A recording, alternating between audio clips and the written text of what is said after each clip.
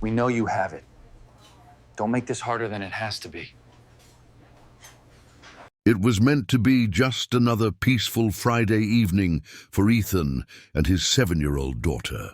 Lara, the small diner on the corner of Maple Street, was their usual hangout, a place where pancakes were served all day, and the waitress always slipped Lara an extra cherry on her sundae. But that evening, as Ethan slid into the booth across from his daughter, he felt that something wasn't quite right. The gentle murmur of conversation was interrupted by a sudden, harsh voice from the far side of the room. 2 men leaned threateningly over a young woman's table. She sat alone, gripping her purse tightly, her wide eyes darting toward the exit. Lara tugged at her father's sleeve. "Daddy," she whispered, her voice quivering. "Can we help her?" Ethan froze.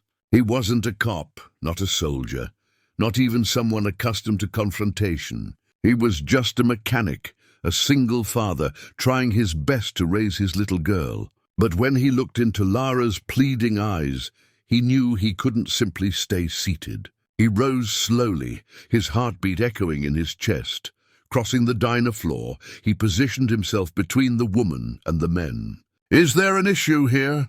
Ethan's voice was calm, yet his posture left no room for argument. One of the men sneered, "Mind your own business." Ethan shook his head. "She is my business, at least tonight." The tension grew thick, forks clattered onto plates, and the diner fell silent. For a moment, it seemed things might turn violent, but then the men muttered curses under their breath and stormed out, slamming the door behind them. The woman's hands trembled as she whispered, "Thank you. You don't know what could have happened." Ethan gave a small nod, guiding her gently back to her seat. Lara handed the woman her napkin with a shy smile. That night, Ethan didn't dwell on it. He tucked Lara into bed, smiled at her proud, "Daddy, you were like a superhero," and convinced himself it was just a passing moment that would fade with time. But the next morning, everything shifted. When Ethan arrived at his small repair shop, a sleek black car was parked outside. The same woman from the diner stepped out, but now she wasn't a scared stranger. She carried herself with quiet confidence, dressed in a tailored suit that radiated authority. "Ethan," she began softly, "I didn't get to tell you who I was yesterday. My name is Clara Reynolds." The name struck him. Reynolds, as in Reynolds Industries, the corporation that owned half the factories in the state. "I wanted to thank you," Clara continued, "not only for protecting me, but for showing your daughter what real courage and integrity look like.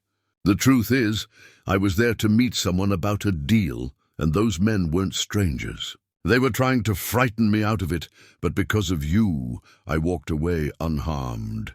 Ethan shifted awkwardly, wiping grease off his hands. "I just did what anyone should have done." Clara smiled faintly. "Not everyone would have, which is why I'd like to return that kindness. I have a proposal for you."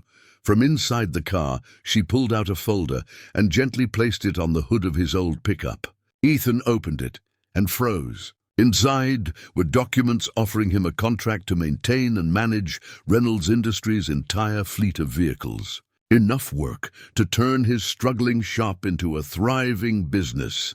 Ethan looked up speechless. "Why me?"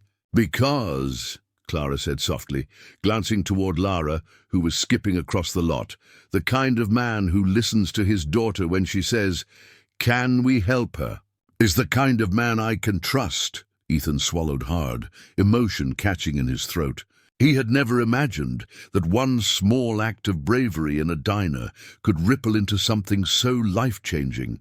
And as Lara wrapped her arms around his waist, smiling brightly, he realized their lives had quietly transformed forever.